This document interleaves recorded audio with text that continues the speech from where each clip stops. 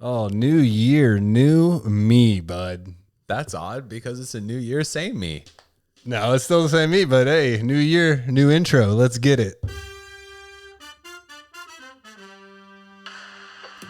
To the left, Pellegrini, inside, Pizarro Golazo, Pizarro Golazo.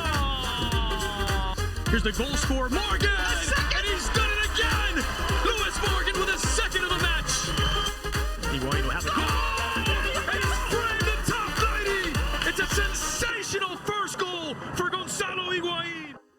Woo! If that does not get you pumped up, I do not know what will. We love our new intro over here. Shout out to whoever made that. Shout out, big shout out. That is that hotness. We might even be invited on like Suede 4 or 5 or something now, Jay. Yeah, since you're not going to do it, I'm going to go ahead and congrats myself on that. And I'm adding music producer to my LinkedIn profile. So What's your DJ name again? DJ Snowflake? DJ Snowflake. Hey, coming to you live. DJ Hey. Kentucky's Most Wanted. Oh boy, there he is. If you haven't heard the show, now you know Jay's from Kentucky. There we go, right off the rip. Welcome back, everyone, to the, dare I say, second season of the Inter Miami podcast. We did have a slight break so we could recalibrate over the holidays. How was your time off, your time spent with those that you care about? It was great. It was a little different, and you know what? It's funny. You just said season 2, and that brings a big smile to my face. There's people out there that didn't think we were going to hit episode 2.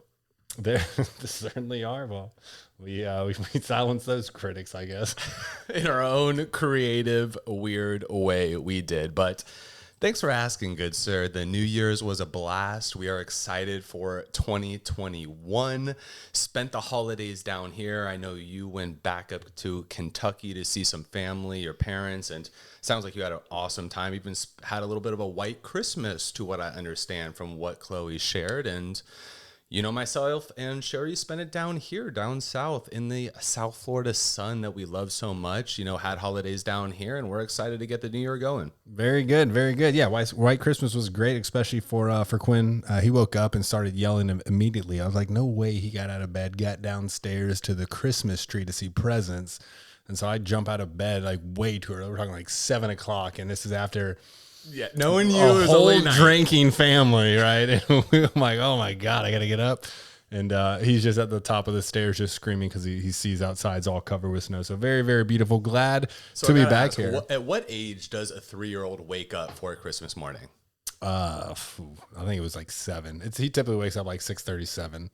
Doesn't matter if it's a school night or a weekend. So it does not coordinate with my after our curricular activities I partake in, but we wake up, we feel a little groggy, whatever. We wake up, we do the best dad we can, but I don't know if there's a we involved. It just seems like a you problem. Yeah, it's mainly Chloe doesn't have nearly as many issues waking up earlier like I do, but she guilt trips me all the time. We're not going to get into this right now. Okay, let's keep it moving. We apologize for the slight break, but again, we are What break? This is season 2, bro. This is season 2. We did enjoy a few weeks off, though. We are normal people. We do like to decompress and relax a little bit, but we are even more excited to get back on the mics, kick off this second season, which has already had several mix-ups occurring that we're going to experience together as a team, per usual, as a family, La Familia, as we like to say. But you are now tuned into the Inter Miami podcast. Please follow us on social media if you do not already. We are on Facebook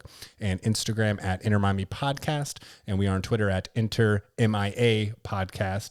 We do have a website, intermiamipodcast.com, and we have some special news brewing about a new technological forefront we're about to get into.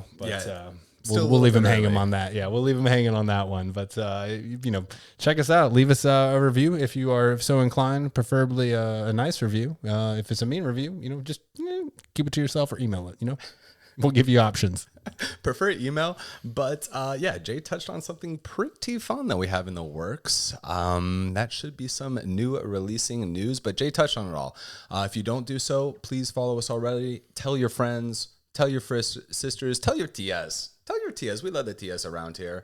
Tell them about the Inter Miami podcast. We had the season finale of season 1 go down a few weeks back where we handed out some pretty special awards. We actually weren't really expecting for too many people to listen in on that episode, given a little bit of a break from after the season where our 2020 campaign came to a close against Nashville. But a lot of people wrote in, said they loved the award show. Definitely something that we're going to go ahead and continue.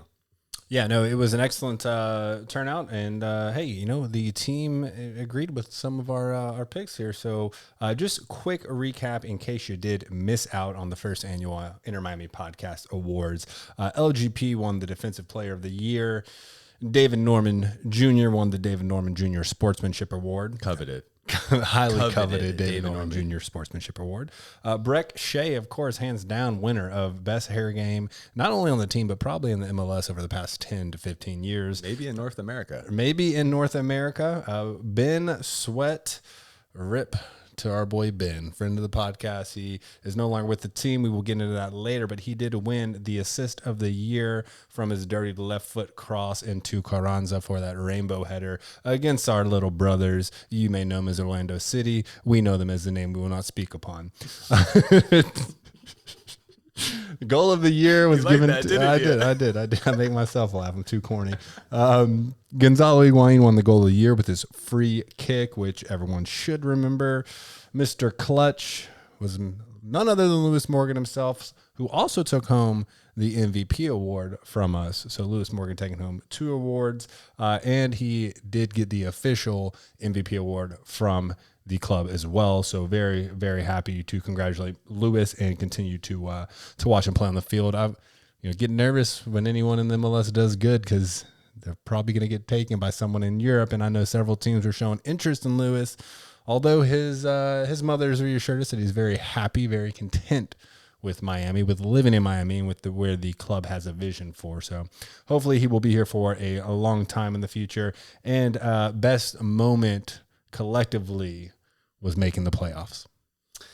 Yes, for everybody listening to the podcast, do rest assured, as we started to get rumors of Lewis Morgan getting approached by some teams internationally, we did decide to message his mother, Veronica, which she does ease our concerns a bit and says that he is perfectly happy down here. So hopefully we have him for at least a couple seasons, maybe at least just one more, but whether or not, we got to make something happen here in the new season. So yes, making the playoffs was another great moment. Jay and myself were at the game, and that was huge when kind of there were 4 different matches happening all all at the same time, figuring out who's going to have seeding, who's going to make the playoffs, who's not. And, not to mention we did play that game in a freaking hurricane, Jay. We did, and what an experience. I will not forget that. I really will not. That was such a fun time. Super soaked. We did the pregame show, that game as well. So just through and through, great day. Felt amazing making the playoffs. That joy lasted a solid week until we came out, and I don't even know who went out on the pitch against Nashville. It was a sad game, 3-0. We're not going to talk about it. We're going to stay positive. But yeah, now is the off season, which a lot of people, this is one of the most favorite times of this season because, acquisitions happen, players get traded, players are cut, players are not re-signed. And we're currently going through that in the thicks of it, really. We're going to have to rebuild this roster. We are basically, just to preface before we go through all this, we're going to be restarting with a clean sheet now and basically in brand new build out. Yeah, it seems like we're pushing the restart button a little bit. In our leadership group, we're really looking at, 2 huge pillars down out of 3. And really we're just remaining as Jorge Amos and David Beckham, which, we're going to talk about news around the club. But obviously Jay touched on it. There was some big dominoes to fly. And, we had discussed, the potential of moving on from players and even coaches at some point. And never in our wildest imaginations would we have been thinking that Paul, who leads our sporting director, which is really the person who's in charge of player management and really going up and down this roster. And, if we're breaking this news, you're a little bit late, but he is no longer a part of the club. Yeah, he is out. A lot of people, think that it was tied to the performance of the season. Yeah, we were all expecting to be the next Atlanta United, the next LAFC. Turns out we were the next Cincinnati FC, which, here's the go. The only place to go is up. There's not really much. Well, when you set the worse we bar, could do. that's where you're going to set it right now, which is not where we want to be, but it's where we are currently. Correct. So, we do thank Paul. I mean, coming on and he has quite a reputation. This might not have been the showing he had at Atlanta or, Orlando City wasn't really that great, so we're not going to really go there. But look, there's been some hardships. Maybe some of the player acquisitions weren't exactly what we needed. I think it kind of gets tied into, the next massive change, which we'll get into, which is Diego Alonso.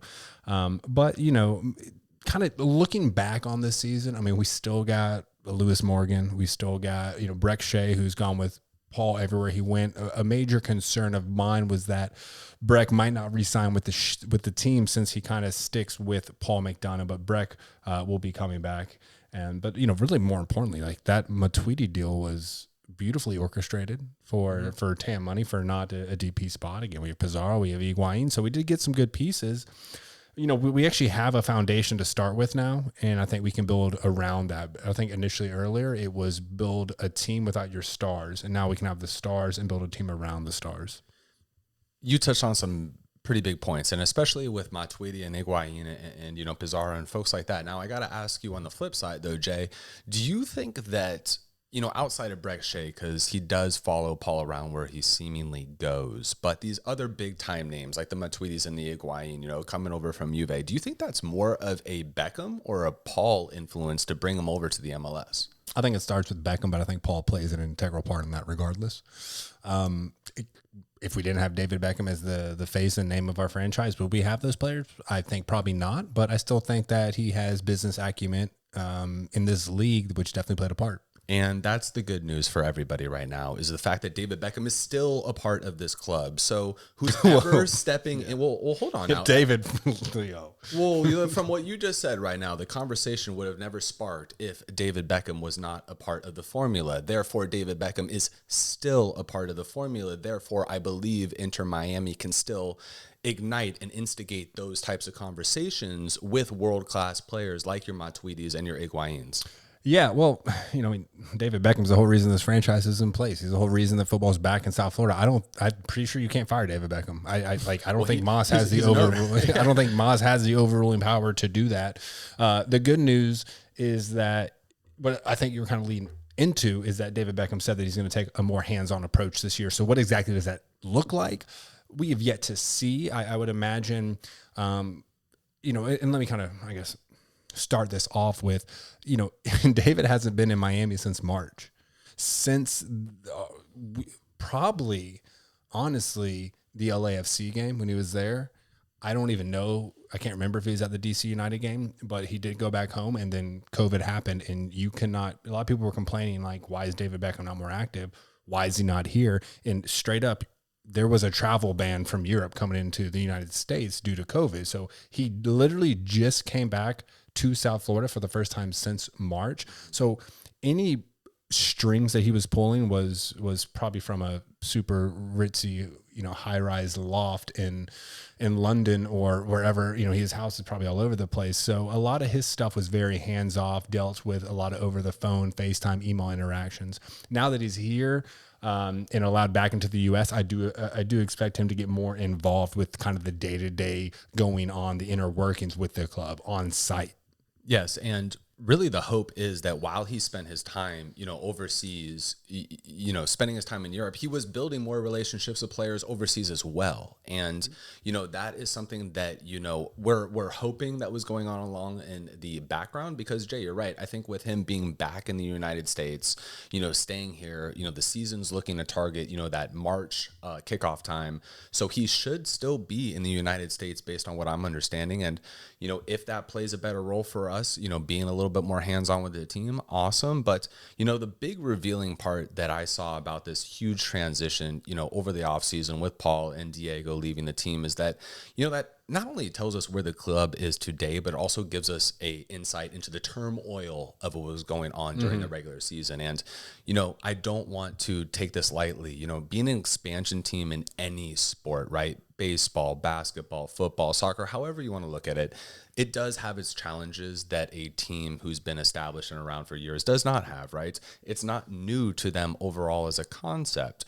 So as this team was going on and being introduced to new challenges that we've never seen, which is, COVID and stopping the season, starting the season, and then being thrown in the mix with a new tournament that gets in mid-season, and then, dealing with some of these COVID outbreaks that, in relation happen over the course, and losing a few players to international call-ups, which is something that all MLS teams have, is that this actually shows you probably some miscommunication, disagreements, disconnect that some of the decisions going on with either on the pitch or off the pitch we're having, to the point that our, director of, sporting operations and our head coach are no longer here. Yeah. I think there's just a difference of visions on where the club could go. I'd imagine, Jorge Mas and David Beckham probably had several talks in their vision, but then Paul might have had a slightly different vision. Diego Alonso might have had a different, vision as far as managing the players and playing styles and how you really want to coach these individuals. It was kind of shielded from the public, right? Nobody really knew that maybe there were issues. I think everyone, obviously the fans wanted better results, but the club is pretty hush about, being vocal about any disagreements that were happening. And then, that kind of led us into this unique situation where it sounds like it was described as kind of a season 1 wrap up and season 2 expectations meeting with Diego Alonso, that, he walked out of this meeting thinking he was fired, sharing that he was fired. Then the club was like, no, it was miscommunication. He's not fired, but teams had already reached out to him to see, maybe they could get him, Diego Alonso, to come coach, their team. And then he thought he stole a job. And then, I'm sure he started seeing the rumors, of like Phil Neville, being reached out to, and which is one of David Beckham's, very good friends. So that must have been a very tough experience for Diego Alonso to go through. Kind of writing on the wall situation there. You're absolutely right. And I think that the troublesome part of this was that typically when you see an organization go through this amount of turnover, you typically keep, one half of the puzzle, right? Either you're deciding on staying the vision of the head coach, or you're deciding of staying in, the sporting director's vision of the team. Now, in our case, we actually got rid of both of these folks. So that's a much more deeper rooted concern to me personally, but it kind of allows us to push the restart button, because, we're going to talk a little bit more about who is no longer on this team, and also who is now on this squad, and players who've re-signed and things like that. But to your point of 10 minutes ago, Jay, without Paul, who knows if a Matuidi, was signing that contract that he agreed to come along with. Who knows if Gonzalo Higuain is going to be here. Who knows if Pizarro is on our squad. And, who's ever taking over this club at the next turn, which is right now, is going to get their hands on a very, very solid club with some huge pieces. And also something that we touched along the end of season 1 was an ownership and a management group that is willing and able to spend money, which is a big, big plus for us in the MLS. Yeah, I mean, 100%. There is an interim, athletic manager or sporting manager, not a full-blown director who is kind of trying to handle all this in the interim. What I would like to see, I think that David Beckham kind of wants to take on more of that sporting director role, right? I think he wants to be spend quite a bit of time in South Florida and trying to kind of quarterback these moves that we're making and where the club is going. I kind of joked on a Facebook post that Beck should just be the interim manager for the team right now. And someone was like, "Are you kidding me?" And I was like, "Well, I mean, like, it'd be interesting to see, but it not. I mean, look at some of his friends that he's played with. Like Zidane, who did amazing with Real Madrid. Pirlo is now the head coach of Juventus, and then that leads us into one of his very, very good friends and someone he's known for a long time, somebody he played with, which was Phil Neville, and it looks to be the probable replacement. I mean, I already shared that. Inside sources are saying this is basically a done deal, and Neville will be the new coach, and he's going to bring in a whole different mentality to how a team should play.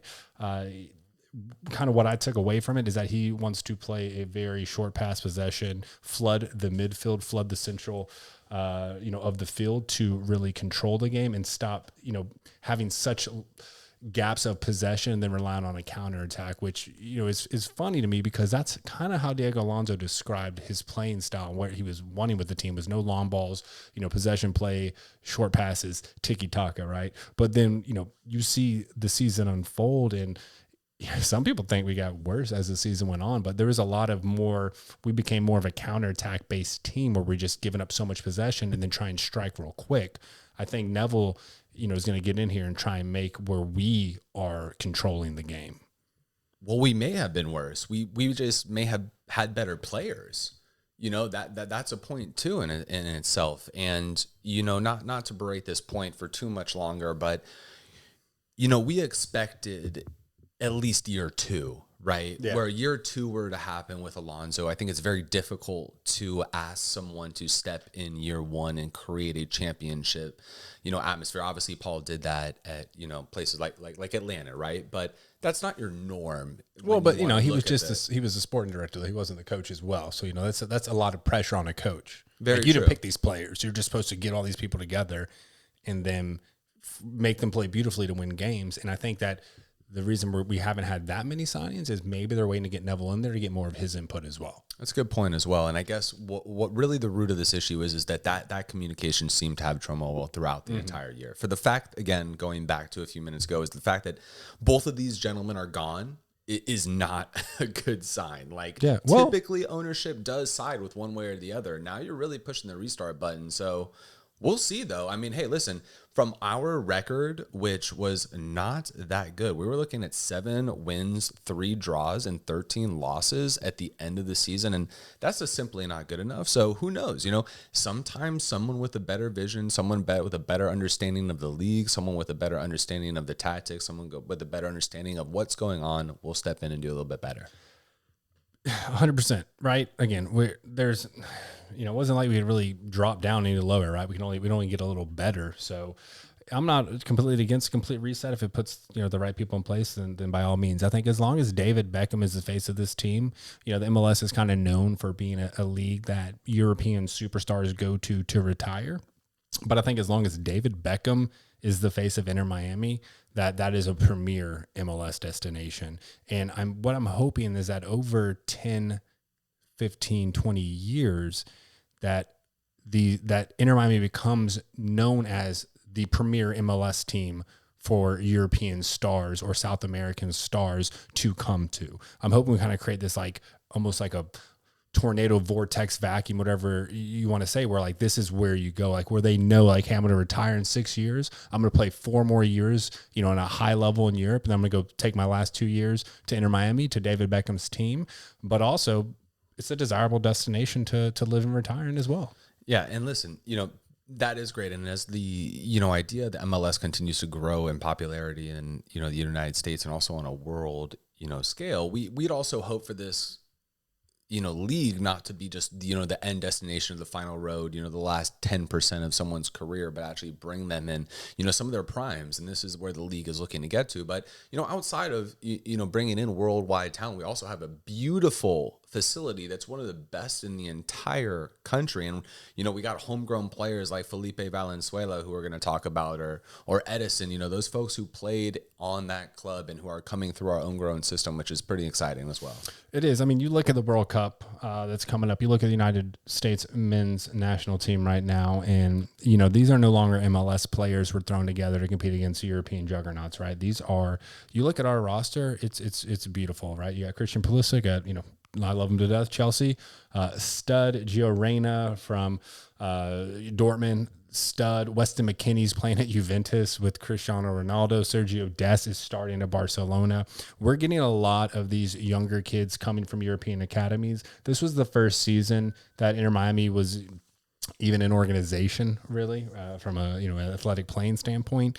This is also the first season that the academy's been in place. So we haven't really seen what our academy could do. We've always kind of joked you might not even have to participate in a draft if you had a Miami football team, right? You could honestly just hold open tryouts because it's the entryway for all of Latin America into America, basically. So these kids grew up on soccer. These individuals love soccer. There's a lot of talented people down here that might be, working sales or even stocking shelves or doing deliveries or stuff around Miami. They just never really got their shot. So there's a lot of talent down here. I think our academy could be lethal, and we're starting to see our first signing coming out of it.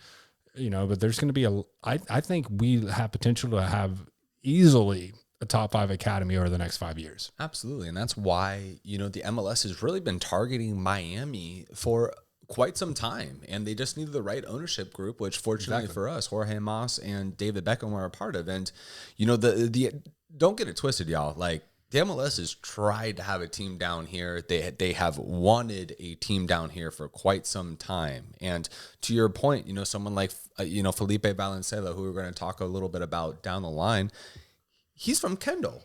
Shoot, I used to live over on Sunset and 97th. Like, that is right down the block. So, this idea of creating these homegrown players, this is why the MLS has wanted a team down here for so long. And George Acosta. He was injured, so he didn't get any playing time. But, he's a West Palm Beach guy. Yeah, he's from down here. There is a lot of talent down here, and this academy will develop it. And once it really starts to get its feet cemented, like, we could really pull some lethal players, which is great, because then, most of the time when you're signing these people, you're talking about low cash deals, so you're not worrying about any GAM, any TAM, any DP slots, anything like that. Absolutely, man. Absolutely. And, hey, we gotta figure out a way to sign Quinn eventually sometime, right, bro? Eventually. But with these players that we're talking about, homegrown system, and, with a couple departures like Paul and Diego, there were a couple players to leave us. So, actually, in total, not just a couple, there were 9 total players, Jay. There are 9 total players, man, to leave us. Yeah, it's sad. It is sad. Now, I'm not going to do the sad sound effect right now. It's all right. But we thank them for their time here. We know that right now we are going to pretty much do a complete roster rebuild with a more active David Beckham. Hopefully we get this Neville announcement very, very soon. We've had a lot leave. We've only had one, though, that we've really acquired, who's also, a young player, came out of this most recent MLS super draft. But a lot of work to do. It'll be very interesting to see, some of the players are plug and play guys who stepped in when we needed them. So we're going to need to try and at least at the minimum find players that we can still plug and play. But what I'm hoping for is we can identify some new, starters or people that can fight for a starting spot to really up and revamp this team, because there's a lot of potential. We got big name players, and if we have the right pieces in place, then it should be a lot easier to see the results that we all are expecting from a team like this. Yeah, so to highly go over the players that are no longer a part of our club, which we do wish them the best wherever they may go. But first, to lead us off is AJ De La Garza leaves for the New England Revolution. Jay, this is like kind of one of those like behind the scenes, under the radar types of losses, because it seemed like AJ was someone who we could always plug and play, especially on the back line when we were dealing with red card, or yellow card allocation to remove a player from our back line. He seemed to be the player that would be able to step in, hold it down for us. But unfortunately for us, he is no longer here. Yeah, quite some experience in the league. He is being reunited with Bruce Arenas with the New England Revs, who he played with when he was playing for the Galaxy. So,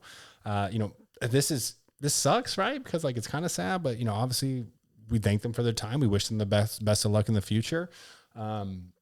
I just think the team's looking to go a different route. I agree. And obviously this wasn't a starter, but we will get into some of the starters, just like our next player to go ahead and depart to the Minnesota United, Mr. Will Trapp, who is someone we had on the podcast. And, he found himself in our starting 11 for, honestly, about most of the season. I know him and Uyoyo were the ones who are battling more for that midfield spot, and it seems like the team has made their decision to move ahead with Uyoyo, which I know was getting playing time toward the middle of the season, but it seemed like towards the back end, actually, Jay, Will Trapp was the one who was getting the start.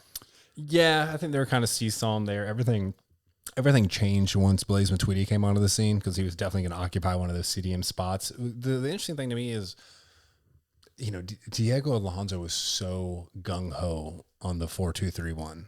Like, what's Neville going to want to run? Is he going to want to run that or a 4-3-3 or a 4-4-2? We don't know. So, this one's interesting. There's some speculation you can make around this. Like, if, Neville comes in and has a completely different formation, does Will Trapp fit into the starting 11 at that time or not? Well, Will Trapp's not going to be on our team. Well, yeah, but but hypothetically, I'm saying, like, was this maybe a little too soon? But he's going to one of the best teams in MLS. He is a through and through amazing person and a solid and reliable football player. So, again, best of luck, Will. We will definitely miss you. I'm sure there might be a game or two where we really could have used you and we're hurting. But, hey, I'm sure your future is going to be bright. You definitely have the right skill set, but also mentality and attitude to really continue in this league. So we'll miss you, buddy. Yeah, that's a player who has played on our national team at one point during his career. He's definitely been not even like a journeyman. He hasn't like traveled to a lot of teams in the MLS, but he has played in the MLS for quite some long time. So he's someone we're going to miss. But overall, he might not be the most talented person on the field, but he's going to be the hardest worker on the field. Absolutely. And his leadership is something that you can't discount. But anyway, good move for Inter Miami. I think at least making the decision, moving away from Will Trapp and, instigating Ulloa, and let's see how, some of these acquisitions happen over the offseason. But at least they made that choice. And, kudos to Will. Wish him all the best in Minnesota. And, Minnesota, you got a good guy and a good player. So you really did. But now we got to give up our class clown, right? We got to give up Mikey Ambrose, who was consistently one of the players that a lot of the teammates said was one of the funniest people. Yes, so he's returning home to Atlanta United. Obviously, I know we won't. I doubt any other fan who watched, almost all the games, if not all the games, would forget his laser from outside the box on Cincinnati to send us into the playoffs. But I think he's got potential. And, as much as some of these hurt, it's a good opportunity because hopefully they're going to get more playing time and exposure at their new clubs and be able to reach the level that they want to be at. It's going to be interesting seeing, Mikey go back to Atlanta. Is he going to get more playing time? I mean, Atlanta is some team that's been waiting on the cusp with Josef Martinez, who's been out the entire, last year with injury. They're going to jump back into the fold. So don't think this is the same Atlanta United team that we beat the shit out of the last year. No, it's not. I mean, they did get rid of a lot of their other good players, kind of sell and rebuild as well. But yeah, Josef Martinez will be back.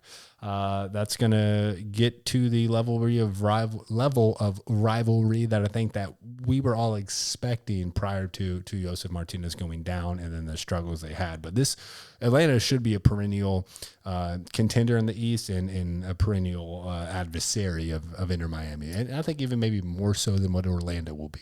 Yeah, and who knows? When we began this podcast, geez, man, it's about like 18 months ago or so. We were hearing from the fans that we were thinking Atlanta United was probably going to be our rival, right? Not just Orlando City, but everybody's got to have that other bad blood team. And honestly, Orlando City and us are split right now in the Copa del Sol match with Inter Miami Podcast Del Deemed. We are 2-2 against Orlando City, but right now we're smoking Atlanta United, which I know next year is going to be a little bit of a different story with Josef, but we'll see how it goes down. But the next player that we are going to lose is really the player that has deemed a lot of conversation over the year, and especially towards the back end. And I'm kind of pointing out that Toronto FC match. But Mr. Ben Sweat is no longer a part of the club. You can cheer, you can cry, do whatever you want, but he is now on Austin FC. The man was traded for $100,000 of GAM money. So he is over in Austin FC. We appreciate everything Ben did for the club. He was, whether you think of positively or negatively enough, he was also a consistent starter on our back line. And that's some shoes that we're going to have to fill. All right. On his way to Matthew McConaughey SC, man. Outside of David Beckham, not that he's an athlete, but Matthew McConaughey just be an awesome person to be able to say you work for. And what sucks for us is we're definitely going to lose a few listeners because Ben Sweat's family was, pretty avid Inter Miami podcast fans and would reach out to us and message us quite often. But, best of luck to Ben. Again, we've had him on the podcast. He is through and through a great guy. I know, kind of love-hate situation. There were times he looked great. There were times, people were really were upset at something that had happened, particularly in that Toronto game.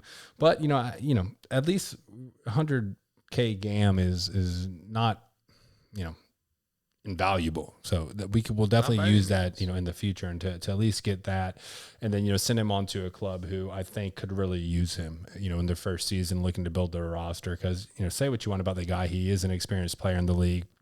He's done a lot of good, some bad, but hey, that's kind of the nature of the game, I suppose. But we'll see, and we'll see him out there on the opposite side from us on the pitch eventually. Yeah, and not to be too stagnant on Ben there. Ben, we wish you the best of luck. Again, we said it. He joined us on the podcast. Love that guy. But moving on, Andres Reyes. He is no longer here, Jay. Yes, he's back with Nacional. We did not exercise his buy option off the loan deal that we'd worked out with Nacional. I could kind of see this going either way, because I think he had a lot of brilliant moments, a couple boneheaded moments, definitely heavy on the yellow card accumulation, had to miss a couple games. Then he took the, I think it was a orbital injury to where he's wearing the mask. He's a talented player. I'm sure that he, will have a very, phenomenal career, but it's just unfortunately not going to be with Inter Miami. So he looks to be back with Nacional unless they loan him or trade him somewhere else. Which is another player we are losing who is on our starting back line. Yeah, he wasn't always a starter, but he definitely started a lot of games. When he didn't have a broken nose or was out for yellow card allocation, he was our starter. I think the way he started the season looked great, right? He was playing primo, but he got a little overzealous in some points. Yeah, there were a lot of boneheaded fouls that I think that they just wanted to kind of move away from, and kind of moving on to a very similar player, kind of almost one of his counterparts is Alvis Powell, who the Jamaican international force. Actually, I'm gonna say R.I.P. Alvis. I'm gonna give you a little air horn on your way out there, buddy. He didn't really get too much playing time with us, but it looks like he could be making his return to the Portland Timbers. Is that not enough for you? Want more air horn? Did you? I got you, bro. Say less. See, the funny thing is people listening don't know you as well as I do, and I think you hit the wrong button. No, I hit the single. I have a single air horn, then I have a club kind of combo air horn over here. Yeah, but what's this do? That's the one that you were looking for there, Brett. No, I'm trying to send my Jamaican out with a Jamaican dance hall air horn, man. Jeez, go out, get some culture. All right. Shit. Alvis, best of luck to you, man. Hopefully you go back home to the Portland Timbers. I know that they will take you back with open arms. Stop. Get your hands off here. You're not hitting me more sounds. I like buttons anyway. Anyway, this moves on to our next player who is leaving. Funny enough, it's another player who's leaving. And this is our captain, oh captain, oh captain. And this is a huge friend of the podcast. Even his father, Al Robles, shout out, was a big fan of the podcast. So Mr. Luis Robles will be leaving our club. It sounds like he's debating retirement, even though I had texted the man and said, I wish you a great career. He's like, I don't know about that. It seems like he's focused on a little bit of things outside of soccer, which again is happening some big time moves in the business world. But it sounds like the man is open to some potential new employment with a different club. But Luis is no longer on our team. He did start for pretty much, I'd probably say about 70 to 60% of the matches over the course of the season. He did have his season cut out short with an injury that has the man left with a scar that is not to be denied. But, it was a great, great career. If it is his final career, we wish him all the best. He was our captain of our first inaugural season. And, a little bit of a tidbit about Luis is that he was the actual 2015 goalie of the year in the entire MLS. Attaboy. We got a new equipment here, and Jay is having some fun. If you can't tell, I am. But yeah, I mean, what do you say about Luis? Right? I mean, you talk to him. He's an amazing human being, dedicated hard worker, dedicated family man. He checks off every box that you look for in an individual. I hope that he can, continue on his career. He's not incredibly old, but according to you, he's made some very smart investments. So maybe he's going to get into the venture capitalist side of the house. But I think even if someone like Luis Robles retires, right? I mean, he was one of the leaders of the players union, right? I think that he will was the stay president. active. Yeah, president. So I think he will stay, active in the MLS and the soccer universe, soccer sphere, whatever you want to call it, to make sure that it's moving in the right way, and he's providing as much care and concern and safety for the players and everyone involved.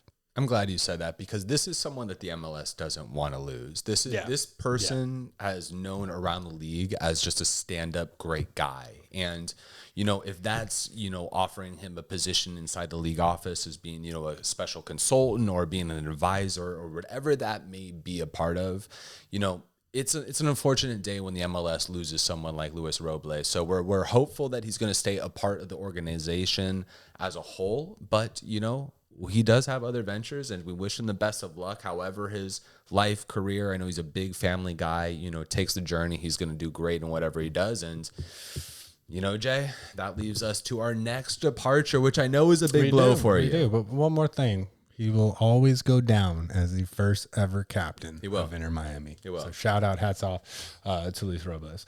Moving on. I'm just going to group these two together because we don't really know much about where they're heading, but we are losing Jerome Kiesewetter. Honestly, Rudiger from Chelsea, who's a defender, was like, I used to play in the attack, and he gave a shout out to Jerome Kiesewetter. And Rudiger might even go to Barcelona. So when a player like that's giving out a shout to Jerome Kiesewetter, it's awesome. I think we can speak for both of us. We would have loved to see a little bit larger of a sample size of some Jerome Kiesewetter action, but he will be moving on, as well as Denzel Ulisi, who we did not even see at all. A younger guy, Haitian defender, but he is moving on as well. So, per usual, wish you guys the best of luck, and we'll keep tabs on you, and hopefully be able to provide some updates if you guys really start balling out and blowing up in the soccer sphere, football sphere, whatever that word is called. Or who knows? Maybe we may see someone like Jerome, come down to our USL team, and he was loaned out, but I don't think he wants to play for a US. I think he knows he's a better player for that. So the world acts in weird ways, Jay. If things aren't going right, take a left. Okay, well, fair. Anyway, I don't know what to say to that, so I'm gonna say fair. All right, solid. So we touched on Denzo. So those are the 9 players. Again, really high level. We're talking about AJ De La Garza, Will Trapp, Mikey Ambrose, Ben Sweat, Andreas Reyes, Luis Robles, Alvis Powell, Jerome Kiesewetter, and Denzel Ulisi, who will no longer be a part of the Inter Miami club. Yes. I know this feels very somber. I mean, we want to be more excited about it, but with all due respect, I think we like each of these players, so we're looking forward to the rebuild.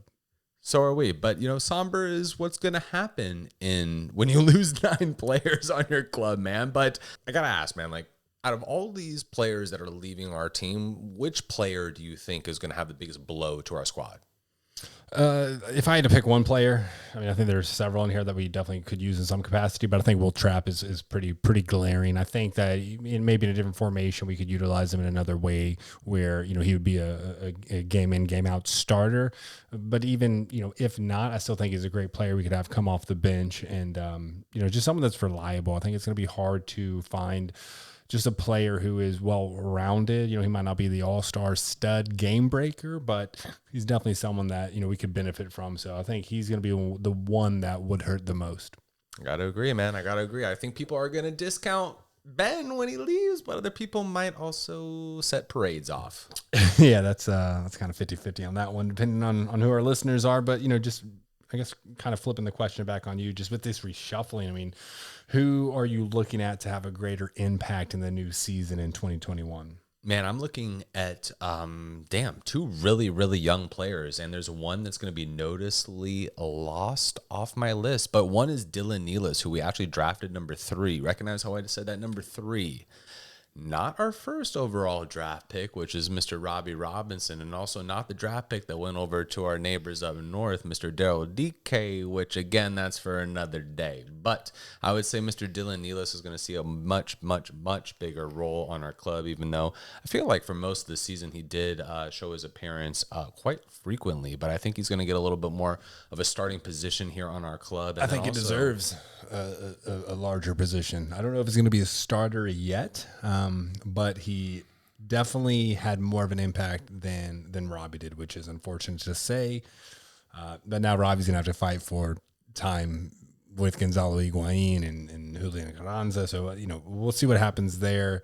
Yeah. It is a rough seeing the DK number 5. We could add DK with number 1 or number 3, but yeah, I guess hindsight's 2020, right? It is. And unfortunately for Robbie, he is up against some pretty stiff competition by the names of Gonzalo Higuain and Lewis Morgan. So we'll see how he does in competitive nature moving into this next year. But the last player has got to be Christian Makoun. He's someone that we have been pretty high on consistently throughout this podcast, and he's someone who got some playing time towards the back end of the season. He also is a player who spent a decent amount of time over on our USL club, which is not a bad thing because as you're developing these young players, we want them to have playing time. He would never have seen the pitch over in the MLS, so hopefully he is someone that the team is eyeing to see some progress on over the summer or over the offseason and throughout the last season, and someone can step in with these folks leaving. Yep. I mean, there's going to be plenty of room for people to step up, in these especially roles. on our back line, too. Yeah, and if we just go by simple math here, if we want quick math, I know we like quick maths on the show. Don't quote us on this. MLS roster size is 30 players. We have now lost 9, which would put us at 21. Those numbers will change as we get to the bottom of this episode, but we still have significant amount of players, if my math is correct, 8 more spots to fill. So stay tuned. We will see what happens, what the decisions are. I'm hoping David Beckham really gets involved here. Yeah, really our most prominent spot that we really felt the most comfortable being, which is our back line, has now lost 2 starters. And that is Andreas Reyes, who started most of the year, and then Ben Sweat. So, like we said, some players got to step up. To be fair, we thought that was our most secure spot, but we did see a Swiss cheese defense out there a lot of times. But other, kind of moving on to breaking news, there was the CBA, they enacted their clause majeure, and to what I understand, this is an agreed upon in 2020, but was finally approved. And there are some, kind of, I guess, more finite key points to this. So why don't you kind of break down what this entails and what we're looking at here? Yeah, this really covers 5 full seasons, and this agreement was completed really by the help of someone who we just mentioned, Mr. Luis Robles, who is a part of the Players Union, which is a pretty big deal when you think about it. Definitely a leader in leader quality traits. Yeah. I don't know how long the applause goes. I'll send it.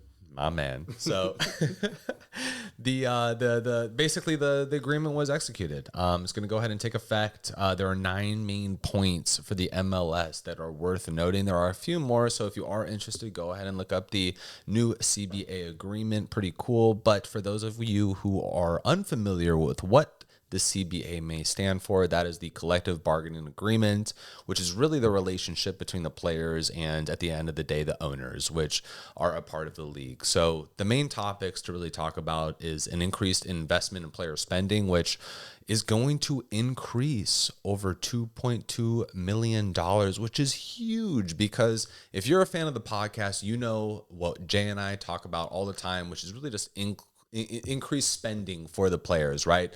Those players that are domestic to the United States that we want to keep as football players instead of moving into some of those other major sports. So it's going to go ahead and increase the salary by $2.2 million, which will also increase the 401k increase, which is so important to retirement funding, from $8.5 million in 2019 to $11.6 million in 2024. So that's a big deal, Jay. I wonder what's that will put the max salary cap at. I don't know that math. That's not quick math.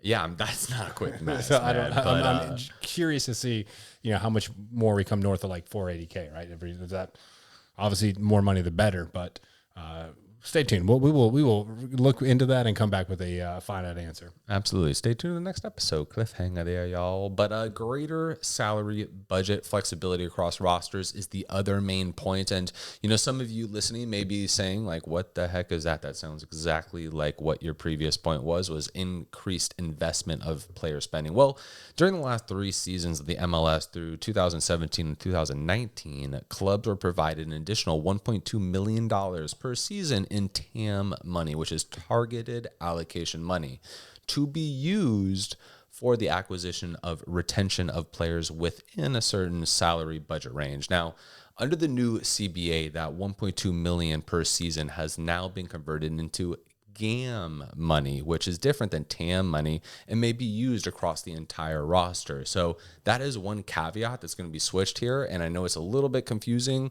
Again, if you want more clarity, go ahead and look it up because it's much more convoluted than myself and Jake. We've covered this in previous episodes. There was between TAM and we have no interest in going back.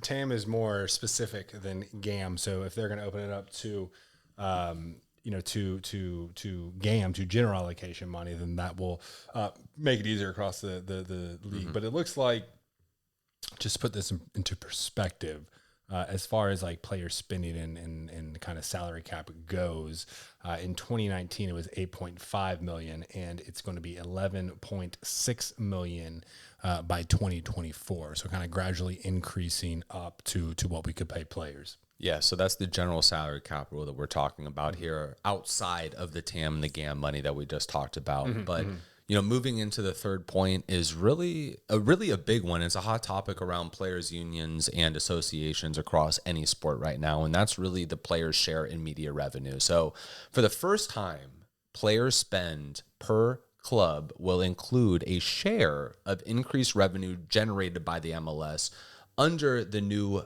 media agreements in 2023 and 2024. So what does that mean? So beginning in 2023 and 2024, trailing off, the MLS will increase player spending by an amount equal to 25% of the increased media revenue in the league in 2022. So what does that mean in its totality? Free money. Well, not exactly free money. Nothing's exactly free, as we learn when we get older. So shout out to you younger listeners, enjoy it while you can. But, you will have to pay back those credit cards, okay? Exactly, right? Credit cards aren't just money existing on trees that you can just pull the few dollars off of and pay for your candy bar. But yeah, so as media revenue will increase across the various outlets, like we've discussed, your ESPNs, your ABCs, your what other networks, Jay? We got Fubu. I don't know, TuneIn, Univision, That's Fox all Sports, I need from you right NBC there, Sports. So as those agreements continue to increase per club and per league, the players will actually share in those increased of revenues up to the 25% mark that we just mentioned. So super It's quite exciting. nice because that is not something that's incredibly common in the sports world. No, and what's also quite nice is our next point, which is the increase in compensation of charter flights. Flying in the PJs. And from what this stemmed from is actually really kind of COVID related, right? Because, these players who were consistently being tested for COVID couldn't take commercial flights. They can't jump on your United or, your JetBlues or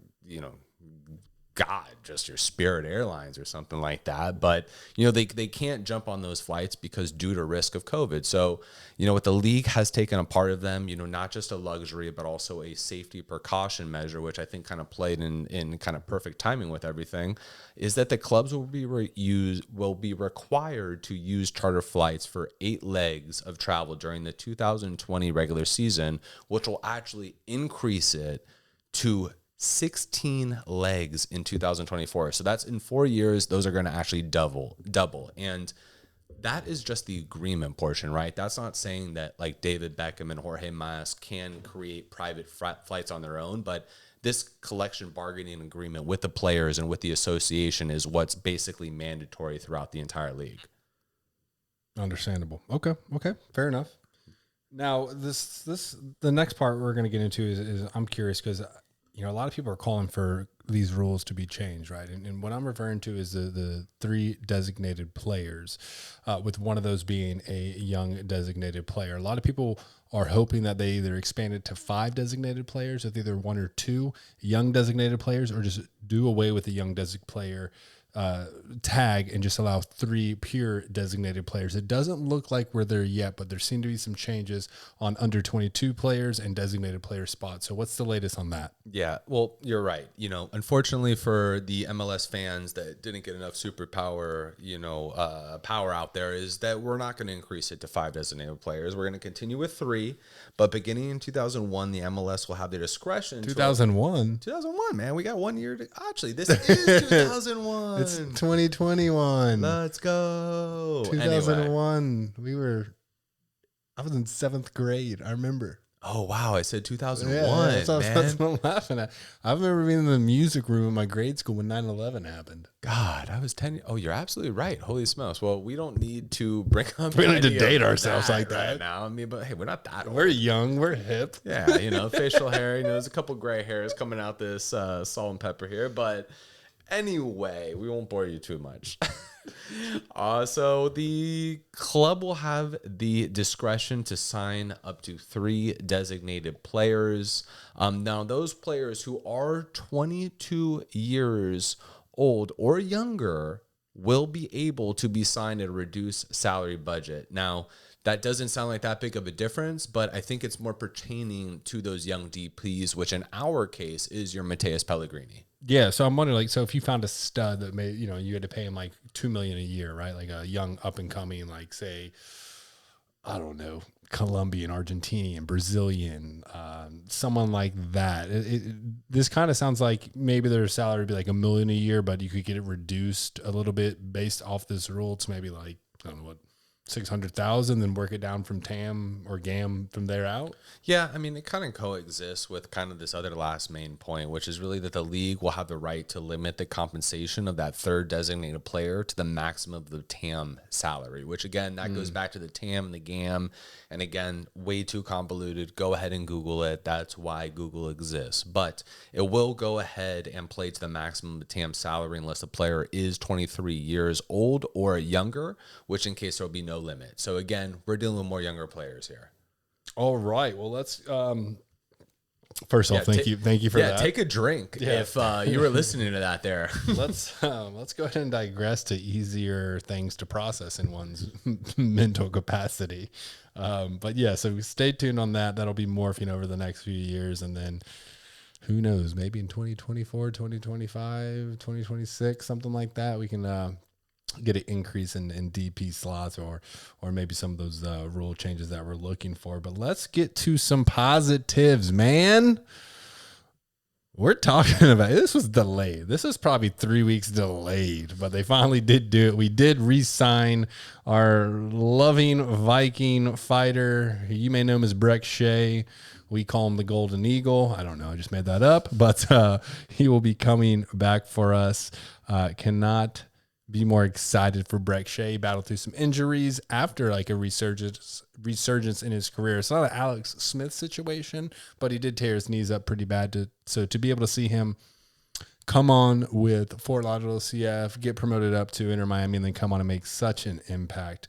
We are all so excited to have Brek Shea for another season with the squad. Yeah, our 2020 Best Hair Award winner. To be fair, he'd win it every year that he's lived, probably. Well, we may see a repeat, this year, but he is back on the club. And crazy enough, Jay, he was actually our 2nd leading scorer last year. Wow. Yeah. Yeah, that's props to Brek, but just, yeah. Damn. But yeah, 4 goals, which is not saying that much. But he only had 13 appearances. He was this man's played over 230 MLS matches, good sir. You're not good at quick math. No, man, it's not really my strong suit. But he was injured at the end of the season, which is why we didn't see him. He got banged up. His knee was a little bit under the, I guess it's just propped up on a stretcher or something like that. He wasn't playing. Could have been. We were wondering what the extent of the knee injury was. The club kept it under wraps for a while. It looks like it was worse than what it was. But yeah, in addition to his 230 MLS caps, he also has 80 caps with the the United States men's national team. So again, this is crazy because like this is someone I saw when I was in high school, playing on the U22, U19 clubs and or stage rather, and then fast forward, here we are, and we're covering him. He's on the eMLS team we happen to run a podcast for. But yes, very happy to have Brek Shea back. Moving on to other news, this seems out of place, but we're going to go ahead and shout it out. Lewis Morgan named team MVP. That is very relevant news. We also named him MVP, so we're on the right track. We were a few weeks earlier than the club, I guess. Yeah. Hey, it is what it is. Sometimes they take our content, sometimes they don't. But in this case, I think they agreed with us. You have to. Other teams are interested, however. There are some European teams, some English teams, lower level champions teams. And looks like he's staying, so knock on wood, keep him here. We'll see what happens. The better he does, the hardest to be able to keep him, though. But we did have one new acquisition, so we go from 21 players as of now to 22. That leaves us 8 open spots. We were talking about a young man also from the 2020 MLS Super Draft. Okay, so we had Robbie Robinson in our first pick. We had Dylan Nealis in our third. We know Daryl DK went with the 5th pick to Orlando because it torments us so often. But the 10th pick was a gentleman by the name of Patrick Seagrist, and he was acquired from New York Red Bulls in exchange for a 2021 MLS Super Draft 3rd round pick. He played 3 games with the Red Bulls, had a pretty coveted career with Marquette, who are the Golden Eagles. If anyone in Miami does not love Marquette, you should love Marquette. They gave you the great Dwayne Wade. There we go. They gave you County, baby. Jay Crowder. I don't know about him. They've got some. They got some ballers that come out of there. I know about Marquette quite well growing up as a Louisville kid. Old Big East basketball. Shout out Marquette. So yeah, we have him. He's a defender. Pretty interesting highlights. Very gifted with servicing, with creating chances, crosses in. Fairly aggressive defender. He only played, I think, 3 games for the Red Bulls, but he definitely has some potentials. This is a young guy that the team is going to take a gamble on, right? And if he can be anywhere near where his draft position would have him, or anywhere near what Dylan Nealis would be, then we should have a pretty decently bright future for individuals we draft. Patrick Seagrist, welcome to the club.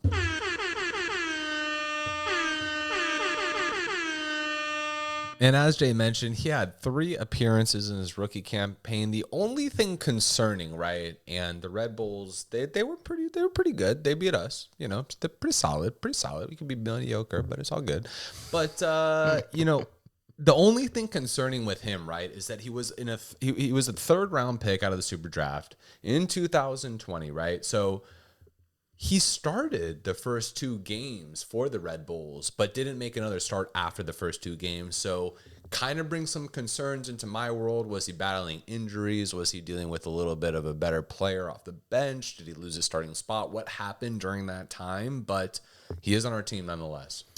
Yeah, so it could have been an injury, but what we do know about New York Red Bulls is that they are a very pressing defense, a high pressing defense as well. So, you kind of have to be, at a certain caliber to play in that offense. I mean, not to continue about Louisville too much, but grew up watching Rick Pitino, and that's not an offense or a defense rather, that you just come in and jump in. That takes time to get in there. When you play for a team that has mainly like a defensive presence as their nature, as their kind of style of play, you have to all be on the same page. You have to literally be pressing in a system together. If you're the weak link, then the whole defense could fall apart. So I would like to, be positive and say like, hey, he was, a young kid coming out of college. They played him a little bit, but he wasn't where he needed to be yet to fully play in that system.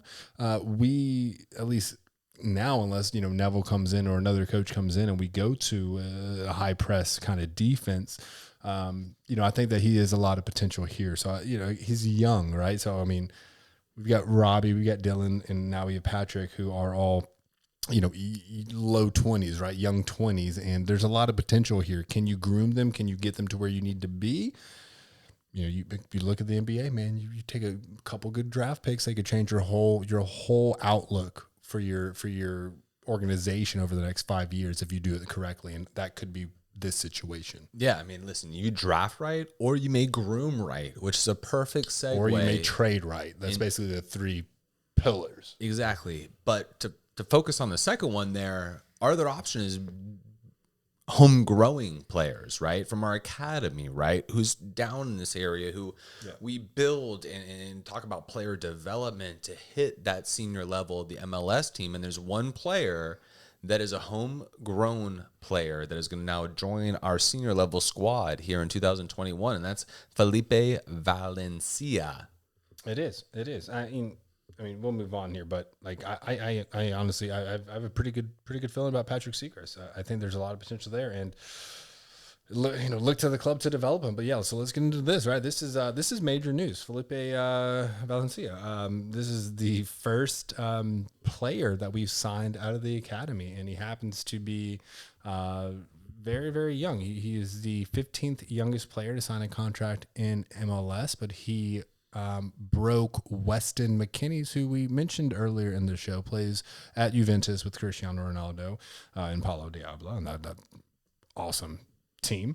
But he broke Weston McKennie's record to become the youngest ever USL scorer at 15 years old, which is tremendous. He kind of came out of nowhere for us on the academy and ended up being a serious product of that system. So now we're looking to get him up here. I mean, again, it's tough because now you're talking about Gonzalo Higuain, one of the most decorated scorers of the past 15 years. You look at Julian Carranza, highly coveted, a young player coming up. You look at Robbie Robinson, number 1 pick in the super draft. And then, where exactly is Felipe Valencia going to play in here? You can play on the wing. You can play more centralized.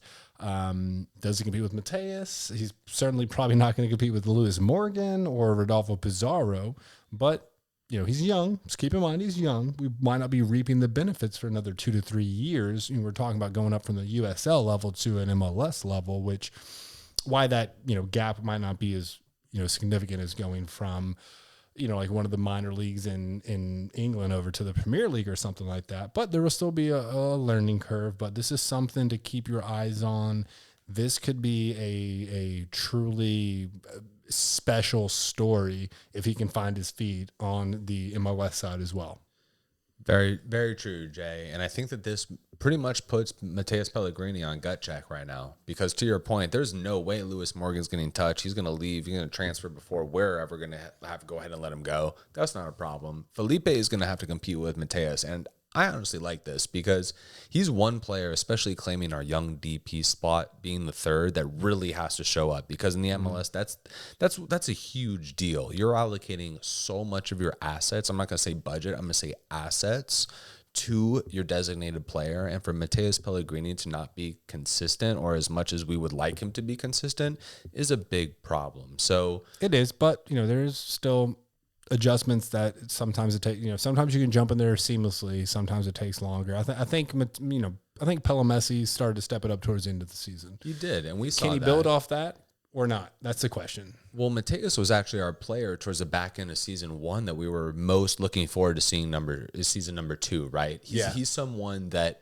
we're really hoping can make strides, over his first MLS season and moving into the off season and having, that experience with your world-renowned players like, your Gonzalos and your Matuidis and things like that. But if he doesn't perform this year, this is kind of the year that we're talking about judgment year.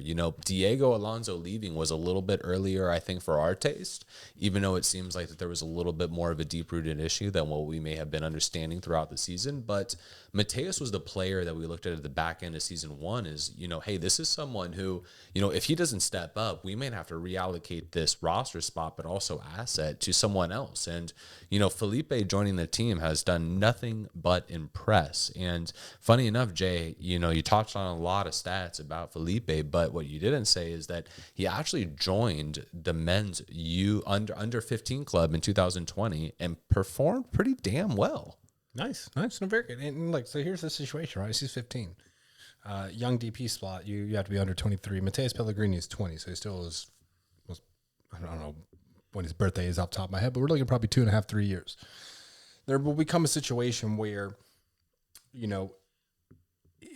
can we identify whether, this probably won't be Felipe for right now, but maybe they identify someone else who, is 21, 22, who might be more worth the DP tag and the money than Pellegrini. I think, you want to talk players that are under pressure. I think Pellegrini has to be under an immense amount of pressure. Entering year 2, Mateus is by far. Carranza's under pressure, but he's not a young DP. And there's a big difference in the MLS. There is. So, it'll be very interesting to see. I do think that Mateus has a lot of talent. I think that it's got to be in the right way. I don't think that he would work out in an Alonso system. We saw that kind of time and time again. Does a Phil Neville system work? Does, whoever else the head coach might be, does that completely change everything for him or not? And we don't have the answer, so I can't really, label that one way or the other, but the talent's there. It's more about settling into the system and the team. And I think right as Pellegrini started to get comfortable, the season was over, and now the coach is gone, so everything's different. So kind of all for nothing, but we'll see if he can adjust to this new system. Yeah, and he's what you call raw talent, right? You can see it in him, and there's flashes on the pitch, right? It's developing that talent into a consistent talent, which is going to carry you throughout the season. Yeah, no, agreed. So we'll see what happens with Felipe. I mean, I wonder how much playing time he's going to get. You see like a Caden Clark come in there and ball out. He's young as heck as well. So, shout out. I hope he comes on. I hope he rips goals. We'll see. Well, there's another big standout too. Yes, there is one more. We're talking about Edison Ascona, correct? Yep, you got it, boss. Yep. He was just called up to the Dominican Republic's senior national team, actually. He's also a young winger. And he is going to join the team ahead of a pair of friendlies against Puerto Rico and Serbia. Again, we're talking Dominican Republic's national team in preparation for the World Cup and Olympic qualifier. So he's a standout in the academy, really impressed at that level, and he earned League One all league second team honors, and actually finished as a finalist for the League One Young Player of the Year award. This is impressive, man. This is just after 1 year of the academy. It is. We got two standouts too. We got two standouts, big time. And this is what we're talking about, right? Like, you put together a state-of-the-art training facility like we have in Fort Lauderdale right now, right? That is a mecca that we're talking about. And you take all of these players across the South Florida, even expanding out to the Orlando, the Tampa, the Bradenton, the Naples, the Sarasota area, you're talking about a really freaking good talent pool that really isn't tapped into as much, right? Like, that's what we've been talking about, and why the MLS has wanted a team down in Miami for so long, is because they understand that there is a young talent pool down here that is not tapped. And, you talk about the Bradenton area and the IMG facilities and, the players that they produce across, not just nationally, but across the world. And that's what we're looking to establish here. So, it's not just looking at bringing in players from the European leagues or other teams across the MLS. It's about player development. And I think, one player comes to mind, greatly, and that's on the Philadelphia Union, and seeing, God, why is that?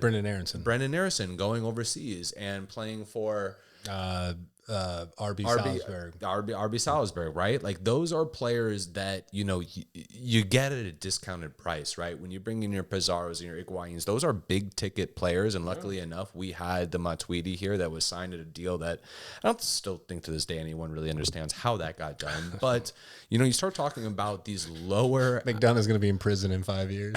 Yeah, exactly. They're going to draw this back to this point. But no, these are really how you get your snags, right? You want to start comparing it to other, or associations around the world, right? Your NBAs, your NFL. Consider these your rookie level contracts, right?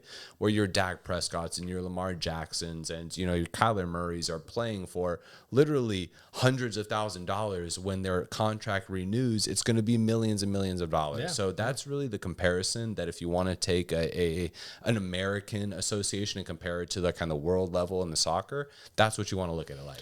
100%, man. And so your girlfriend's Canadian. Like, we'll put this in the most Canadian sense we can, right? We have a whole forest of maple trees down here in South Florida, and no one's been tapping in to get that sweet, sweet syrup, man. These guys are ready to go on some hot and ready pancakes and waffles and drop some goals, baby. Or if you're Californian like myself, you walk up to a fresh avocado tree and you start pulling things down that are ripe. You got yourself a nice little avocado toast. But anyway, Jay, I know this is a big part of the podcast that you were looking forward to, my friend, because I think you think that you can challenge this man.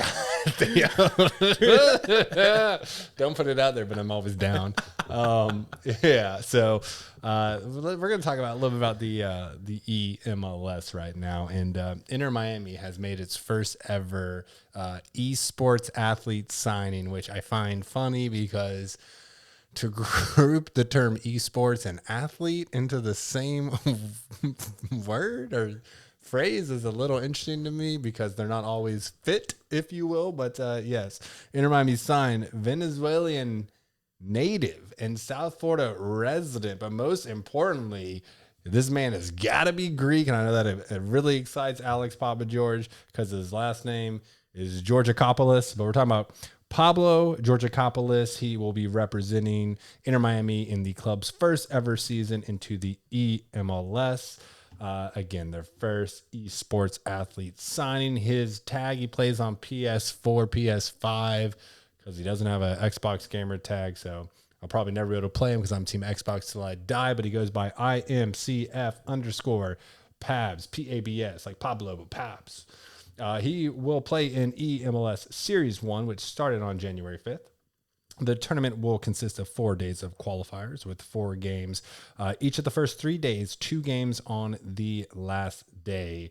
So he will compete with other eMLS players from the other clubs in the MLS. We're talking about 27 other eMLS players right now. Qualification dates are obviously January 5th, January 6th. Then we have a little break, January 12th and January 13th.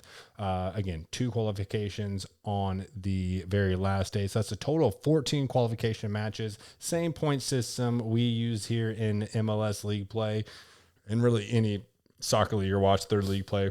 3 points for a win, 1 for a draw, 0 for a loss. And this will give you a player total over those 14 matches. Then the top 8 gamers will compete on the League One Series live stream knockout rounds, which will be taking place on a dedicated Twitch MLS channel. We are talking about a $70,000 prize pool altogether, but winner gets $15K, a very nice trophy, and points that will go towards a berth in the eMLS Cup 2021, which is different than the eMLS Series 1. So we now are in 2 days so far. The next round of qualification matches will be on Tuesday, since this is the 10th on a Sunday. But day 1, Pabs came out with 7 points, 2 wins, 1 tie, 1 loss. Day 2, Pabs came out with that heat, brought home 10 points off 3 wins and 1 draw, brings him to a total of 17 points. That puts him at 5th place on the table, decently clear ahead of the cutoff he needs to be at. So if you are into FIFA, if you are into esports, or if you just like supporting Inter Miami in every single facet that you can, go ahead, check out our boy MICF_Pabs representing the team. We will hopefully begin an interview with him soon. And I know what you're thinking. Jay and myself, we didn't get the invite. I know we didn't get the invite, Yeah, but you know, I know. I forgot. I do have a little beef. out. Finish, and then I got a little beef with this. Okay. All right, hit me. No, finish. Oh man, I was ready for you. But shout out Grata 305 too. Those guys are big supporters of the FIFA family. We're excited to see this thing grow. I know Jay and myself play fans all the time. And actually, Jay, who is the moderator of the Inter Miami FIFA group? I'm one of them. What's the laugh? I'm one of them. Yeah, I created it. Yes. I know. Don't look at me, dude. That was a shout out on your I don't know why you're laughing at me creepily and staring at me. Yes. Because I have to. I am along with some others. Yeah, that's a group we made. We have PS4, we have Xbox as well. So if you play FIFA, if you're an Inter Miami fan and you want to get down, go ahead and join that one. But yeah, so my only I know I mentioned beef. My only beef with this is that it's pro clubs competition. So is pro clubs competition basically sponsored by MLS teams? So that means that I saw Pab's team, he's got a Cristiano Ronaldo, or maybe it was Ronaldo, the old school Brazilian who I love, but I would respect it more if it was the actual MLS team rosters and not, whatever, ultimate team that you could come up with. But that's my only beef with it. But just to update, the group for Xbox and PS4 FIFA competitions between Inter Miami, La Familia, and all the fans is Inter Miami CF / FIFA 21 gamer group. And you can go ahead and get in there and get on, man. We get some tournaments going. We have some fun in there. It's a good time. So anyone is welcome to join. I'm a moderator as well as Oscar and another Jay as well. There you go, another Jay. Shout out to that other Jay. But that is it. We are here at the end of season 2, episode 1, or as I like to call it, season 2, episode 49. Yeah, no one's calling it that. It's season 2, episode 1. All right. That was a bit long, so thank you for tuning in with us. We really do appreciate the time. We are very happy to be back on the mics and, quite a bit of news to download with you guys. I don't know if we'll be back in a week, maybe 2 weeks. As the news increases, we'll get back, but we'll be back to our typical weekly form. Definitely way before the season starts. Huge updates waiting to happen. Just stay on your seats, put your pants on, wear your socks, do that whole thing. But as myself and Jay leave every episode, we must go ahead and say, Vamos Miami.